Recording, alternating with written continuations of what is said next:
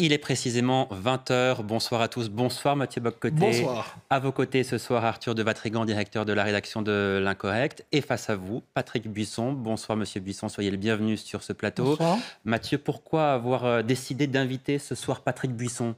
Je dirais tout simplement, lorsque Patrick Buisson sort un nouveau livre, il faut d'abord le lire. Et si on a l'occasion en plus d'en parler avec lui, c'est un privilège. Et surtout, Patrick Buisson nous raconte dans cet ouvrage et dans celui qui précédait, l'histoire d'un basculement anthropologique, d'une révolution culturelle que nous ne parvenons pas toujours à nommer. Et c'est pour en parler avec lui que je le reçois ce soir. Bonsoir. Bonsoir Mathieu. Alors, vous nous racontez dans Décadence, avec D-A-N-S-E à la fin évidemment, vous nous racontez l'histoire d'une libération qui n'en était pas une. L'histoire d'un basculement qui s'est présenté aux hommes et peut-être davantage aux femmes comme un grand moment d'épanouissement et qui aujourd'hui se retourne globalement contre nos sociétés et peut-être davantage sur les femmes. Est-ce que je décris correctement le cœur de votre thèse? Je crois, oui. C'est l'idée principale. Il y en a une autre dans cet ouvrage. C'est que nous sommes passés en 15 ans, entre 1960 et 1975, d'un modèle de société à un autre. Nous avons accepté, et c'est le basculement anthropologique dont vous parlez, que notre identité soit réduite finalement à ce que nous avons de plus impersonnel. La sexualité, rien n'est plus impersonnel que la sexualité, et la consommation. Ce sont les deux révolutions de ces 15 ans. La révolution consumériste d'une part, et d'autre part, ce qu'on a appelé la révolution sexuelle, la libération sexuelle, qui ne se limite pas effectivement aux images de mai 68 et à tout le folklore qui l'entoure. Donc, on a un changement à la fois économique, on fabrique de nouvelles marchandises, mais on fabrique aussi, il y a une sorte d'anthropofacture qui se met en marche. On fabrique aussi une nouvelle humanité, qui a des comportements, des mentalités différentes. Et tout ça ne vient pas par hasard. Il y a une entreprise d'ingénierie sociale qui va, on va dire, accoucher de cette humanité, modifier les comportements, les cultures, les habitus, tels que nous les connaissions depuis des siècles en France. L'histoire d'un basculement, et pourtant, vous nous dites en une quinzaine d'années. Alors, on peut croire que la société qui s'effondre en 15 ans, qui bascule en 15 ans, était une société déjà très fragile, dont les bases étaient beaucoup plus fragiles qu'on ne le croyait. Oui, alors on peut dire ça, mais il faut mettre en regard le formidable appareil de reformatage, de rééducation qu'ont constitué les nouveaux médias. Aucun pouvoir, aucun État, aucune institution n'a jamais disposé dans l'histoire d'une télévision, d'une radio, de médias de masse qui touchent des millions de personnes en même temps. C'est le début aussi de la culture au monde, par exemple avec le phénomène du rock, qui est l'incubateur d'une conscience de classe générationnelle, mais pas simplement en France, à travers toute l'Europe et pratiquement tout le monde. Donc il y a bien sûr une fragilité et des fragilités de la civilisation qui va être balayée en 15 ans ou en 30 ans, disons, mais il y a aussi un formidable appareil de reformatage, de rééducation, de changement des mentalités. Donc, si je vous comprends bien, c'est moins une société qui était très fragile en elle-même que la puissance de l'opération de rééducation, de reformatage qui distingue la période 60-75 dont vous nous parlez. Sans doute que les deux phénomènes se sont rencontrés. Je veux dire, il y a eu effectivement la conjonction d'une fragilisation due déjà à des changements de mentalité et de comportement qu'on voit poindre au lendemain de la guerre, mais avec encore des thématiques dominantes. On en parlera tout à l'heure à propos de la démographie et de la politique familiale. Et là, on est au cœur de l'actualité. C'est-à-dire le problème des retraites, tel qu'il se pose aujourd'hui, c'est le problème de la démographie. Celui des actifs et celui des cotisants. En 20 ans, la politique française a, je ne dis pas radicalement changé, mais évolué de façon sensible. Et c'est un des points que je souhaiterais aborder avec vous, d'une manière telle qu'on a vu les engagements politiques. Il y a un changement de temporalité politique. Dans les 20 ans qui suivent la guerre, on passe du temps long de la collectivité, de la nation, de la communauté, au temps court des individus. Et le bien commun, la culture de bien commun qui permettait un consensus politique va petit à petit disparaître. Je vous donne un exemple. En 1945, tout le monde est d'accord sur la politique nataliste. Du Parti communiste au RPF, en passant par la démocratie chrétienne. Ce que j'ai appelé l'alliance de la faucille et du goupillon. Tout le monde est d'accord parce que notre régime de répartition est fondé sur la politique familiale et la politique nataliste.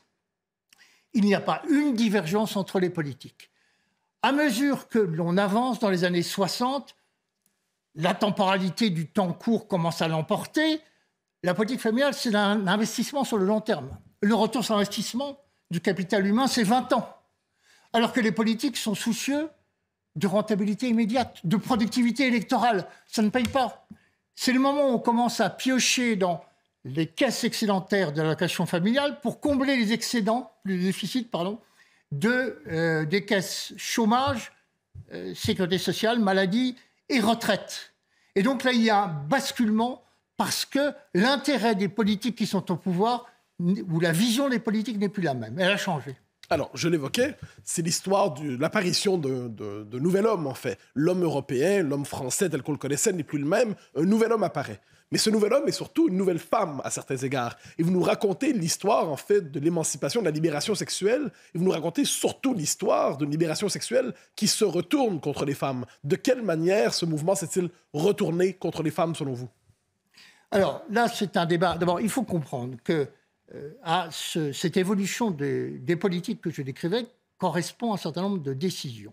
À partir de la fin des années 60, on assiste à un phénomène de privatisation de la procréation.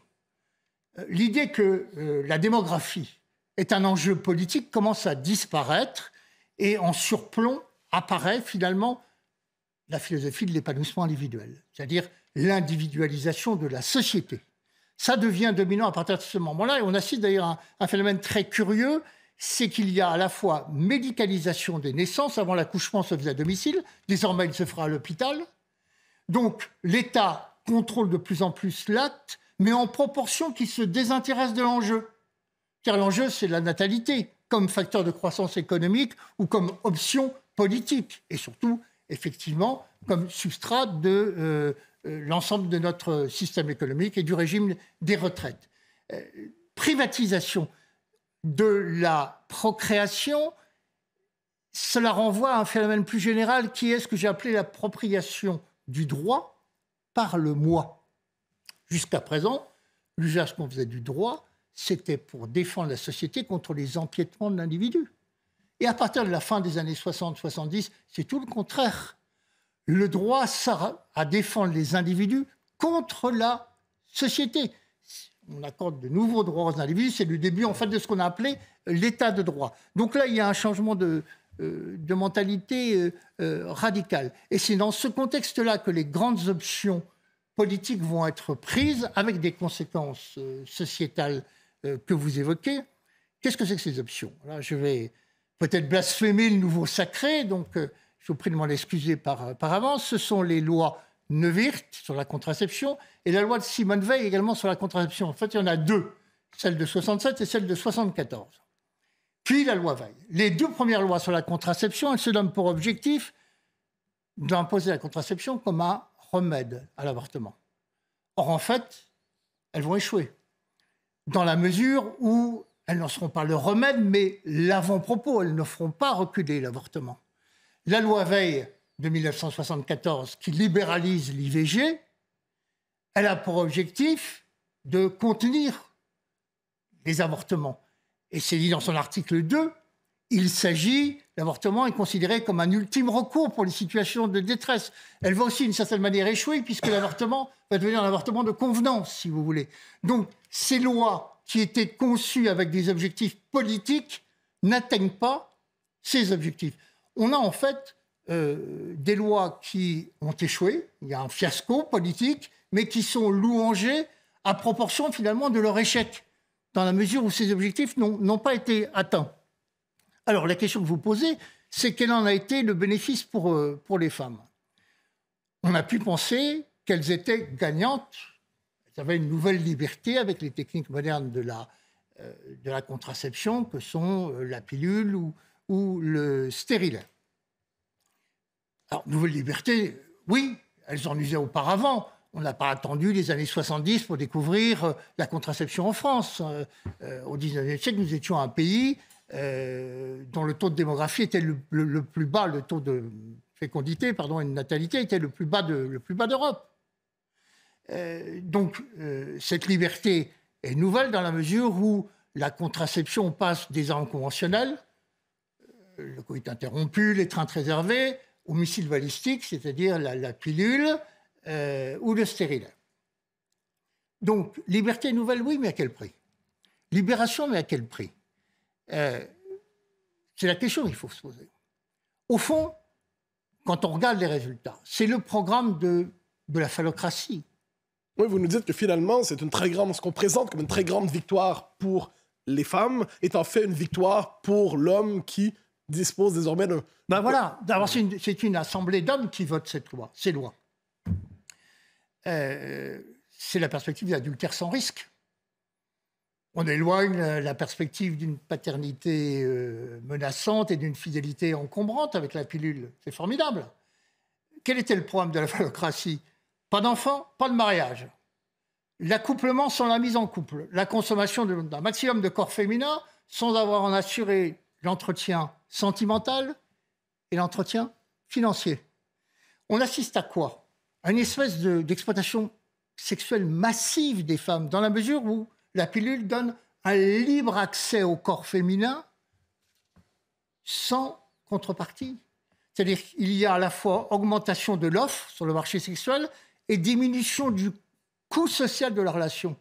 Avant, l'accès au corps féminin était en fait assuré par le mariage. Or là, on va voir que le mariage va s'effondrer, puisque la relation sexuelle, la dissociation de la fonction érotique et de la fonction reproductive permet aux femmes de se comporter finalement comme des hommes. Donc la conséquence pratique, c'est qu'effectivement, les intérêts masculins paraissent dans ce troc, en quelque sorte, mieux assurés et mieux défendus qu'ils ne l'étaient auparavant. C'est Paul Morand qui, dans son journal des années 70, dit... Alors, il parle de cette réification du corps féminin. Hier, les femmes, c'était de la chair. Aujourd'hui, c'est de la viande. Alors, il y a un peu de vrai dans cela, parce que les féministes, et notamment sous l'impulsion des Américaines, vont se rendre compte très vite des limites de la libération en cours. Arthur de Vatrigan.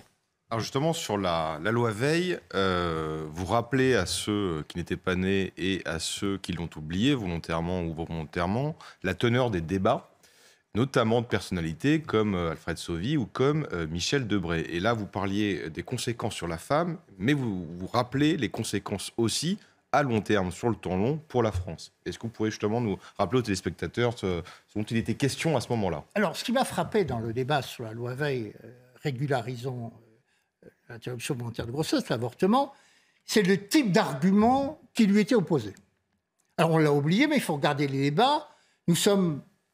Au bout d'un an de giscardisme, les gaullistes ont mal admis l'élection de Giscard, qui s'est faite aux dépens de leur candidat, Jacques Chaban-Delmas, et ils sont très critiques à l'égard du gouvernement Giscard.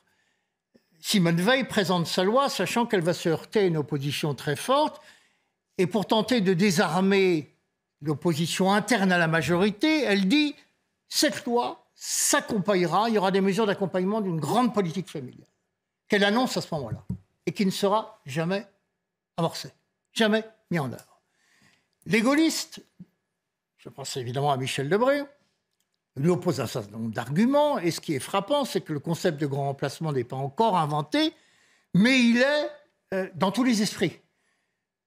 La peur de la dénatalité, la peur d'une submersion étrangère par l'immigration, vraiment est le fil rouge de toutes ces interventions.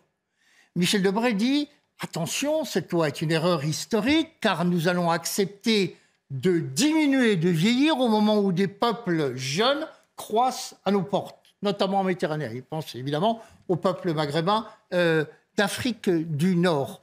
Cet avertissement est lancé en plein débat. Alfred Sauvy, qui à l'époque est ancien patron de l'INED et qui a la chaire de démographie au Collège de France, explique un peuple qui sous-traite la fabrication d'enfants à des populations immigrées est un peuple qui a renoncé à exister, qui va sortir de l'histoire et qui n'emploie pas le mot remplacer, mais ça a exactement le même sens. Donc, cette crainte de l'effondrement démographique, elle est consubstantielle à tous les nationalismes. Mais là, elle est particulièrement exacerbée dans ce débat. Et le problème, c'est qu'effectivement, moi, je vois très bien, je comprends très bien que le catholicisme, l'Église catholique n'était plus en mesure, n'avait plus le poids suffisant, nécessaire, en pleine déchristianisation pour continuer d'imposer ses règles morales, à imposer ses conduites héroïques à base d'ascèse, de maîtrise de soi. Donc, il ne s'agit pas de critiquer la loi Veil, mais de voir que le pendant de la loi Veil aurait dû être une loi familiale qui n'est jamais venue, puisque ça a été évacué du débat très rapidement. Et même Simone Veil, dans son discours, qu'on cite aujourd'hui volontiers, dit « ça n'aura pas de conséquences démographiques ». Or là, elle ne peut pas ignorer l'expérience des pays de l'Est, du bloc soviétique, qui est toute récente. Dans les années 50, les pays comme la Bulgarie, la Roumanie, la Tchécoslovaquie ont libéralisé l'avortement. Et les naissances, le taux de natalité s'est effondré. Si bien que dans les années 60, ils sont revenus sur ces lois avec un redémarrage de la natalité. Simone Veil dit « mais non, finalement, les avortements légaux vont remplacer les avortements clandestins ». Ce n'est pas du tout ce qui s'est passé. C'est pas du tout ce qui s'est passé. Il y a eu un impact immédiat. On est passé en quelques années d'un taux de fécondité par femme de 2,5 enfants à 1,9. Oui. Alors, non, poursuivez. J'aurais une question ensuite sur le néo-féminisme. Puis poursuivez. Alors, oui, non seulement il y a eu cet effondrement du taux de natalité, on est passé de 857 000 naissances en 1973 à 720 000 en 1976, mais il y a aussi un phénomène remarquable. Jusqu'à présent, les femmes obtenaient, hors contraception chimique, stérilet, c'est hors des techniques modernes de la contraception, le nombre d'enfants qu'elles le souhaitaient. Le problème, c'est qu'elles ne les avaient pas au moment où elles le souhaitaient. 2,5 enfants désirés par femme, 2,5 enfants obtenus, jusqu'en 70.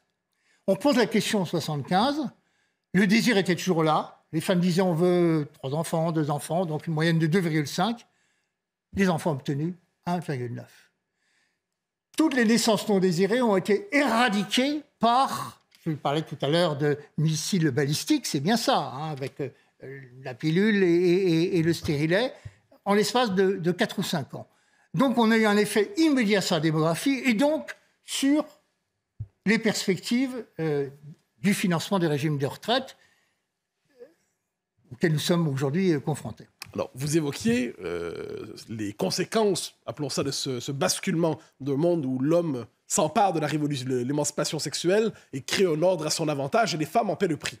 Dans votre dernier chapitre, vous développez une thèse assez audacieuse.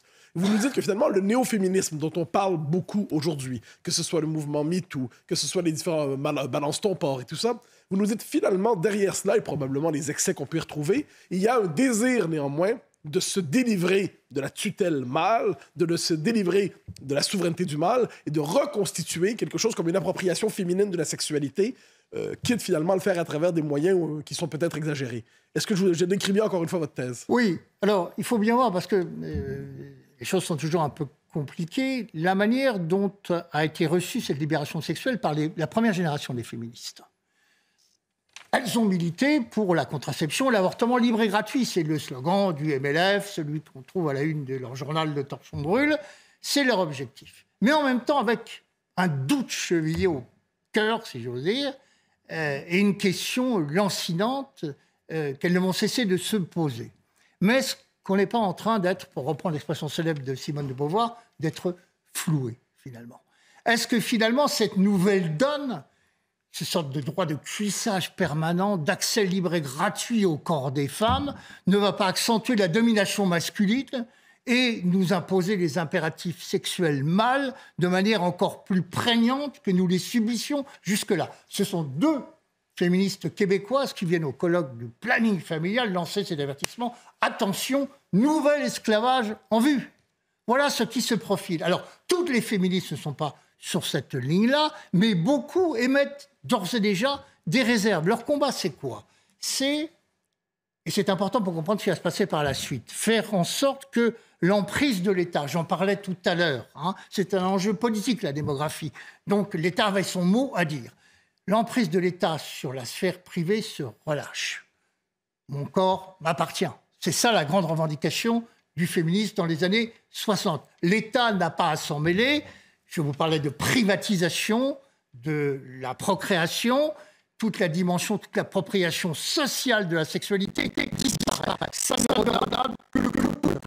Et c'est très intéressant de voir que le mot couple apparaît après 45. Avant, on parlait de ménage, on ne parlait pas de couple. Ça vient du latin copula, qui signifie copuler, ce qui indique bien le caractère à la fois transitoire et passager de la relation entre l'homme et la femme. Ce qui en fait renvoie, je vous en parlais à l'instant, au vieil idéal masculin, s'accoupler sans s'engager. Alors que les femmes, jusqu'à présent, étaient sur une position un petit peu différente qui consistait à ne pas dissocier le sentiment du désir.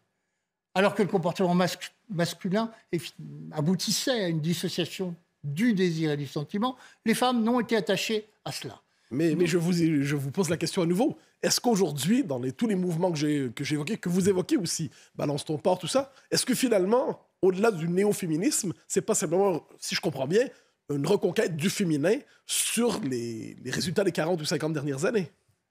Oui, mais il y a plus profond que cela. Donc, une fois qu'on a bien à l'esprit ce qu'étaient les revendications du premier féminisme, qu'est-ce qui se passe aujourd'hui avec MeToo, que vous évoquiez? Bon, inventer une sexualité féminine, dites-vous, mais il y a autre chose. On est face à une vague de néo-puritanisme. Mais si on regarde bien, c'est pas nouveau dans l'histoire. Il suffit de lire l'histoire de l'amour en Occident de Rougemont. À toute période de libération sexuelle succède une période de puritanisme. Le christianisme a été la réaction à la débauche de l'Empire romain. L'amour courtois a été une réaction à la trop grande liberté du Moyen-Âge. Les cours d'amour, c'était les répliques féminines au débordement sexuel de la masculinité.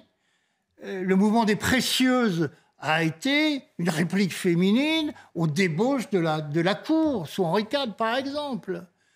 Donc nous sommes, le directoire, avec les incroyables et merveilleuses, c'est la réponse au règne de la vertu, des conventionnels. Donc il y a ce mouvement de balancier dans l'histoire qui fait qu'aujourd'hui, le féminisme, après avoir été sur une libération sexuelle sans limite, est en train de changer de forme, le néo-féminisme. Arthur de Vatrigan. Justement, c'est néo-féminisme, donc un mot à la bouche, mais c'est même une ponctuation, c'est patriarcat. Et la question que je vous pose, c'est quelle est la place de l'homme lorsque depuis 50, en tout cas en France, et on peut élargir l'Occident, il n'y a plus de guerre, il y a une mécanisation de tout, il y a un marché du travail qui est ouvert à tout, et vous l'avez rappelé, il y a ce slogan mon corps, mon choix, avec ce déploiement de la procréation, plus évidemment le statut culturel du père qui est contesté, voire carrément éliminé. Quelle est la place de l'homme aujourd'hui ? Le constat est celui d'abord d'une destitution biologique, la pilule, c'est plus l'homme qui décide de la maternité, voilà. La dégradation juridique, il perd en 72 son statut de père de famille. La dégradation sociale dans le monde ouvrier, où effectivement la force physique n'est plus la valeur de production. Mais ce qu'on dit aujourd'hui du patriarcat, et notamment les néo-féministes, est absolument, à mon avis, à la fois excessif et en grande partie faux. Pourquoi ? Moi, je pense que le patriarcat a protégé les femmes. Par exemple, on parlait de la relation sexuelle. Sous le régime des mœurs du patriarcat, l'homme qui engrossait une fille était obligé de réparer. C'était l'expression consacrée. Alors, tous ne le faisaient pas, bien entendu, d'où les avortements clandestins. Mais il y avait cette obligation morale que faisait peser la société. Donc, au détriment de ce qui pourrait être considéré comme la domination masculine, il était contraint de se marier. Le patriarcat a longtemps maintenu, jusqu'en 1975, jusqu'à la loi Giscard qui libéralise la censure, a longtemps endigué les fantasmes masculins, et notamment celui de la pornographie, qui va déferler à partir de 1975. Donc protection à l'égard des femmes, protection à l'égard d'une image dévalorisée, diminuée de la femme. Et ce patriarcat était pondéré en pratique par des mœurs extrêmement divers. Vous voyez, par exemple, juste de dire un mot, les théoriciennes féministes nous ont exposé l'idée, à partir des années 65-70, que le couple, le foyer, c'était le lieu de l'exploitation économique de la femme, qui fournissait un travail gratuit, qui n'était pas payé, le travail domestique, le travail du foyer, et donc ça les constituait en classe. Ça créait un lien entre elles, Et donc la lutte des sexes allait remplacer la lutte des classes, puisque toutes les femmes étaient victimes de la même exploitation. La réalité sociale, jusque dans les années 60 en France, elle est toute différente. Il y a un patriarcat facial, mais il y a un matriarcat pratique, notamment le matriarcat budgétaire. Dans les familles ouvrières, le mari rapporte la paye et la remet à la femme, et il reçoit un peu d'argent de poche en échange de ce geste symbolique. La réalité sociale de la France, c'était ça. Merci beaucoup, messieurs, pour la première partie de cet échange passionnant. Échange qui se poursuit dans un très court instant. À tout de suite.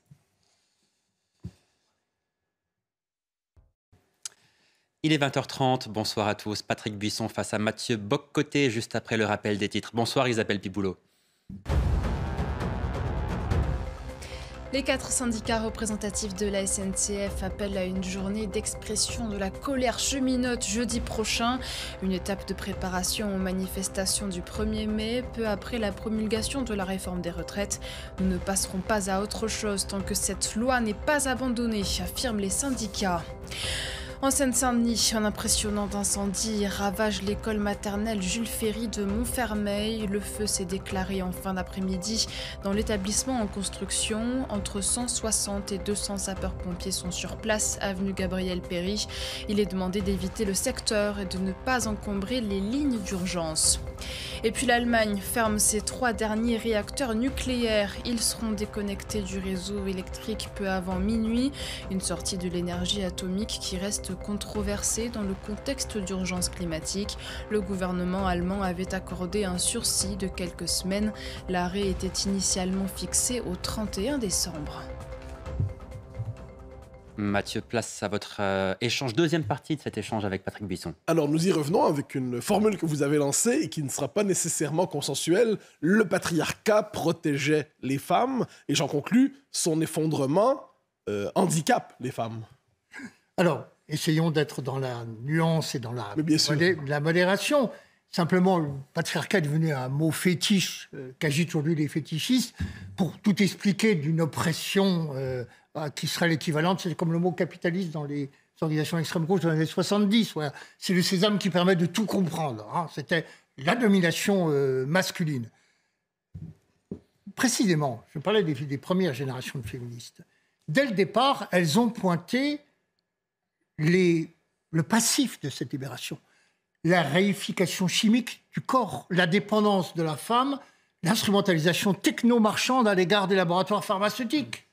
Alors aujourd'hui, on voit l'extraordinaire mouvement de défaveur qui frappe la pilule, les class actions contre Bayer aux États-Unis, en France aussi, la Cour d'appel qui a reconnu l'imputabilité d'accident vasculaire à une étudiante qui avait consommé des pilules surdosées.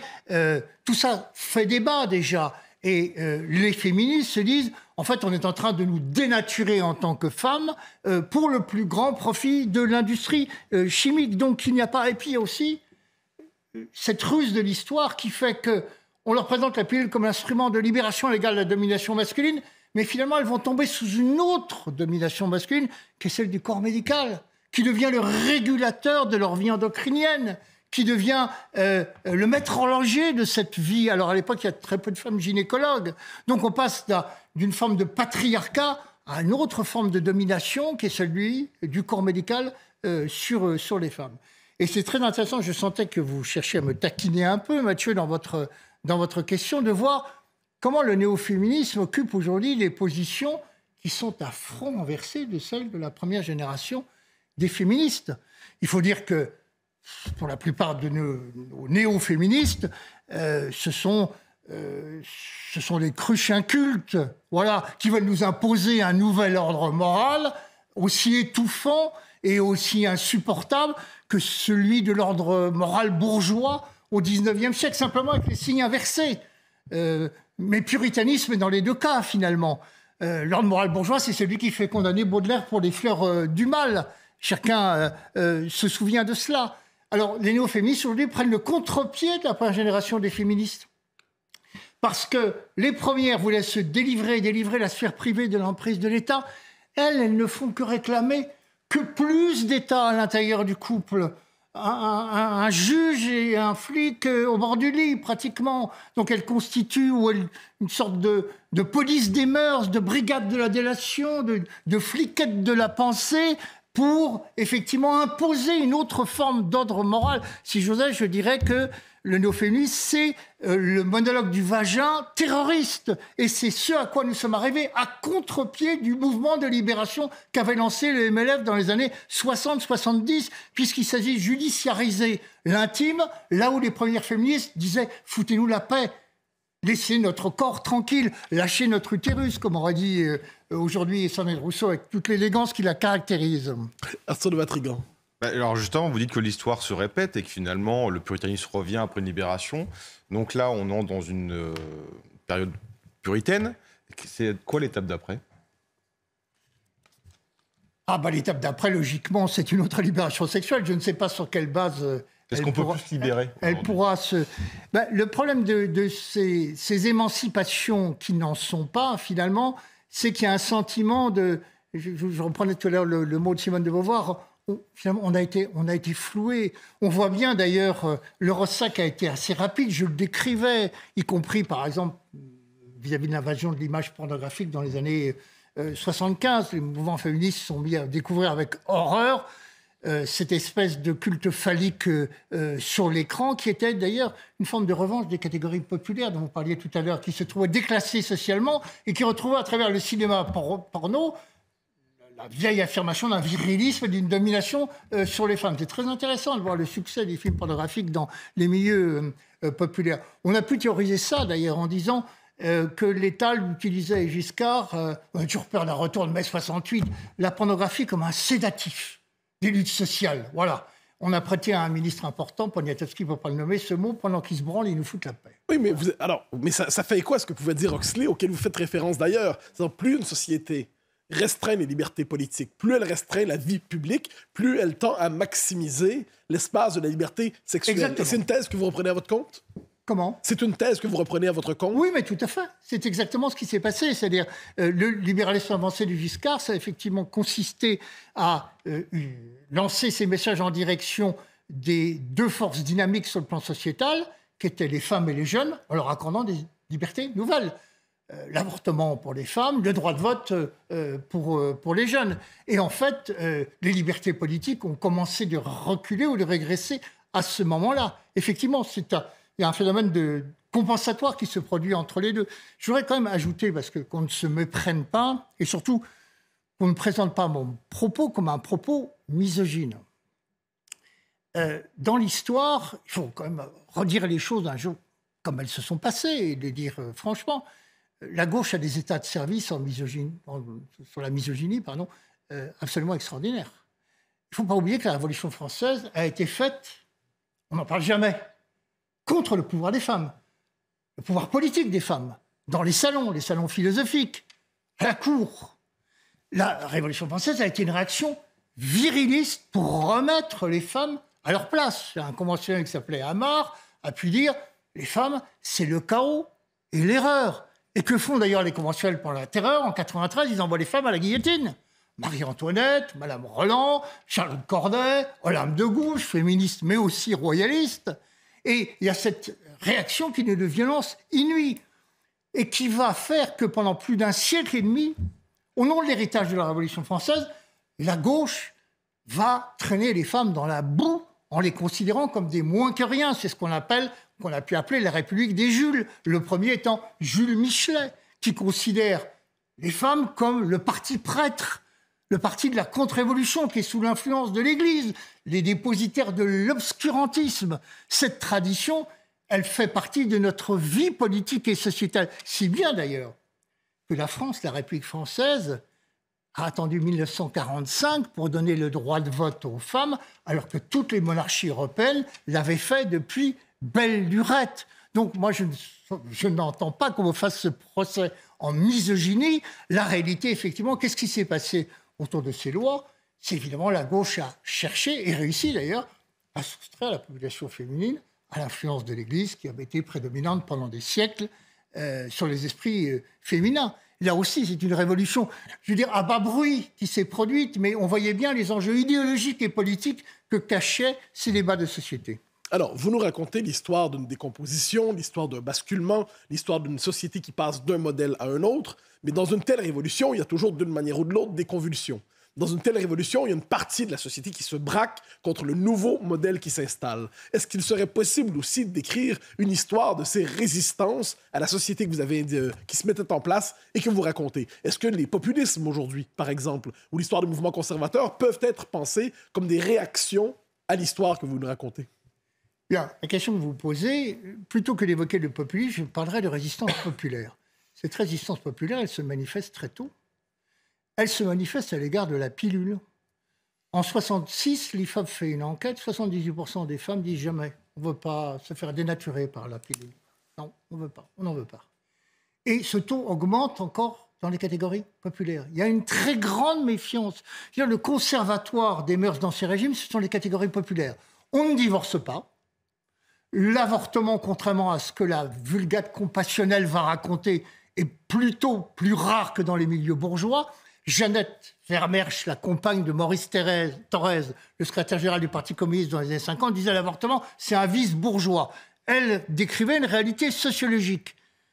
Les catégories populaires vont être la principale force de résistance à ces changements sociétaux. Et la méfiance à l'égard de la pilule, elle est fondée sur, évidemment, toutes les premières études qui arrivent des pays anglo-saxons, les américaines aussi, qui disent on ne veut pas des cobayes.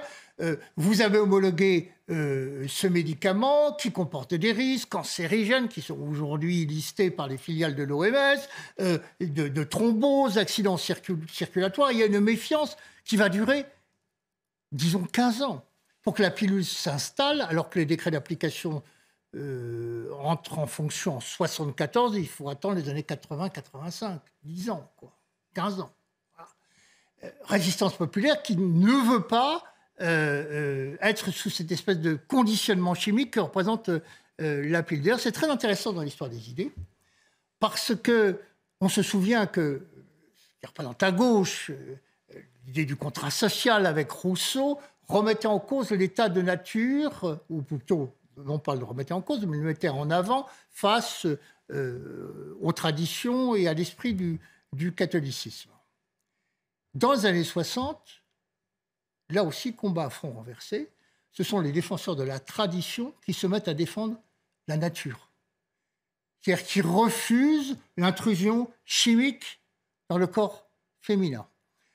Et c'est très intéressant parce qu'au fond, c'est le début du transhumanisme. L'idée, c'était de dire aux femmes, à l'état de nature, vous êtes incomplètes. Il faut que vous soyez augmentées par une prothèse chimique ou mécanique, le stérilet, pour devenir véritablement une femme. Alors que la réaction naturelle dans le milieu populaire dit je suis femme parce que je respecte ma nature de femme. Vous voyez, cette inversion des fronts est très intéressante parce qu'elle montre bien que ce n'est pas d'abord des milieux intellectuels qu'est venue cette résistance à ce basculement anthropologique. Ce sont des milieux populaires. C'est là où la résistance a été la plus forte et il a fallu toute l'ingénierie sociale, des campagnes de promotion considérables de la part des organismes de communication gouvernementale pour arriver à convaincre les femmes d'utiliser la pilule avec aujourd'hui ce mouvement de désaffection, puisque je crois qu'on est monté au plus haut à 46% des femmes en âge de féconder qui utilisaient la pilule. Aujourd'hui, on est tombé à 35%. Et au contraire, on a une vogue en faveur du retour aux méthodes naturelles dont on se moquait parce que c'est ce que l'Église préconisait, la méthode des températures, etc. Il y a une espèce d'hormonophobie qui font que l'écoféminisme aujourd'hui récuse et balaye la pilule avec encore plus de vigueur que ne l'avait fait la première génération de féministes. Arthur de Vatrigan. Diriez-vous que le progrès que vous dénoncez, IVG, divorce, vous n'avez pas parlé mais vous parlez beaucoup dans votre livre, GPA qui arrivera probablement, et peut-être même l'euthanasie, sont des fantasmes de bourgeois qui sont payés par les classes populaires?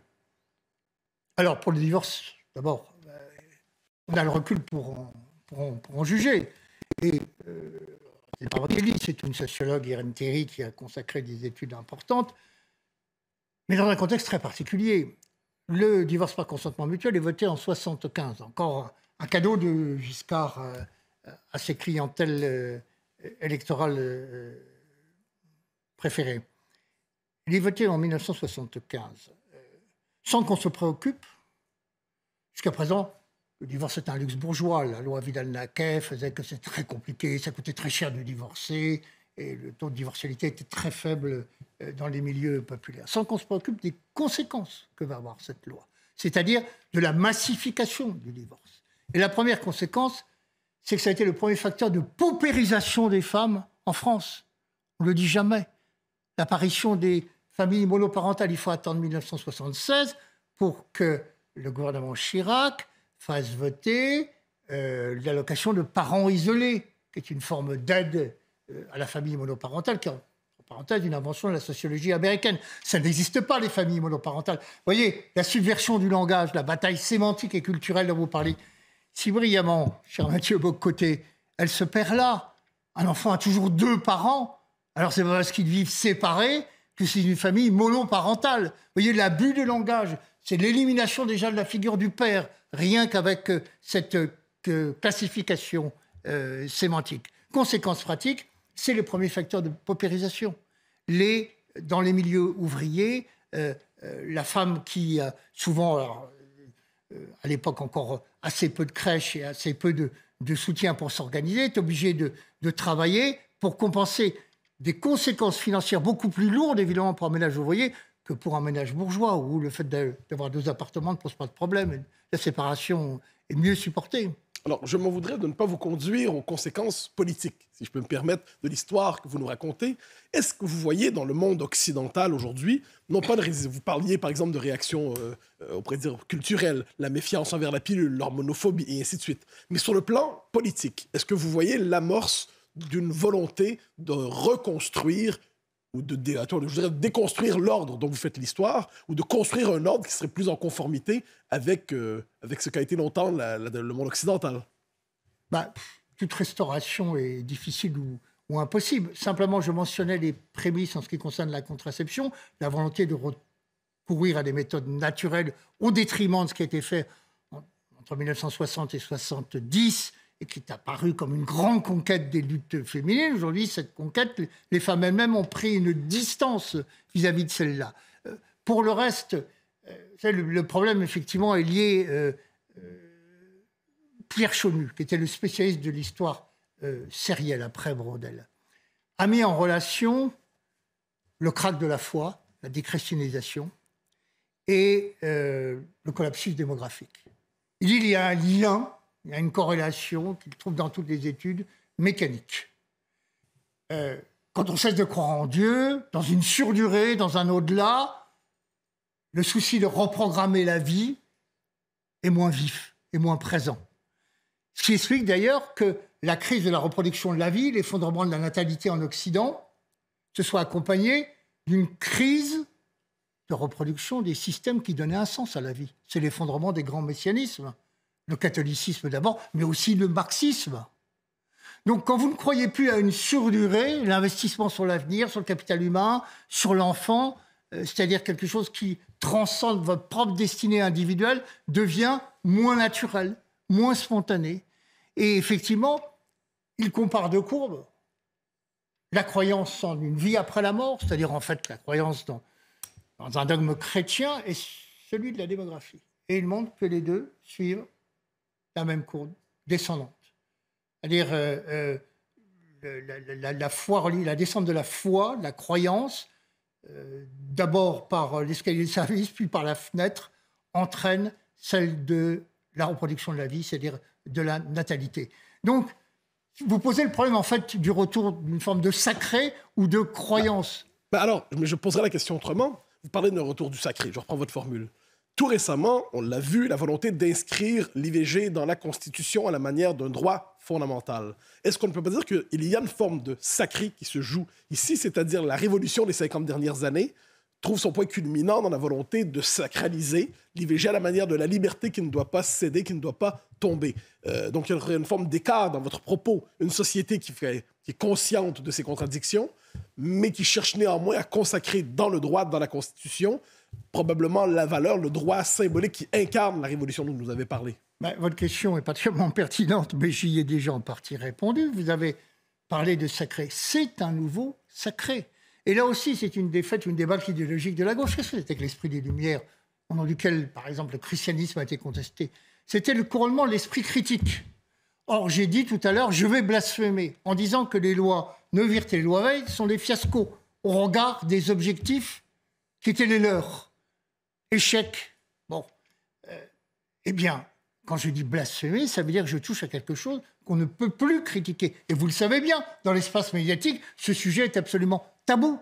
On ne peut pas en parler. On ne peut pas soumettre à l'esprit critique l'exemple ou l'idée simplement que on a fait ces lois avec le fait, par exemple, de faire reculer l'avortement. Or, depuis 40 ans, on est au chiffre incompressible de 200 000 avortements par an, alors qu'il y a la pilule de la veille, la pilule du jour même, du lendemain, le RU 486, tous les moyens de contraception sont à disposition. L'avortement est devenu une forme de contraception privilégiée. C'est la plus pratique, ça évite la pilule dont on redoute les effets chimiques. Et le politique pourrait au moins s'interroger sur le coût qu'a pour la collectivité ces choix. Eh bien non.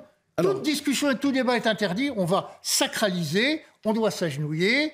D'ailleurs, je m'étonne que vous n'ayez pas fait venir un exorciste en plateau, Mathieu. Ça aurait permis effectivement de décharger mes propos de tout le caractère blasphématoire qu'ils ont. Il nous reste moins de 2 minutes. La société dont vous avez fait l'histoire, le nouveau modèle de société qui s'est mis en place, le voyez-vous aujourd'hui fragile ou le voyez-vous dans une phase de radicalisation, à moins que les deux puissent se conjuguer? Bien, écoutez, là encore, l'indice le plus sûr, c'est cette volonté de sacraliser, de constitutionnaliser. À partir du moment où on ne sent pas le danger pour quelque chose que l'on défend, on ne sacralise pas, on ne constitutionnalise pas. Vous voyez, ça me rappelle la loi de 1884 qui va asseoir la République en France, qui à l'époque est menacée par les monarchistes, par un retour de la monarchie.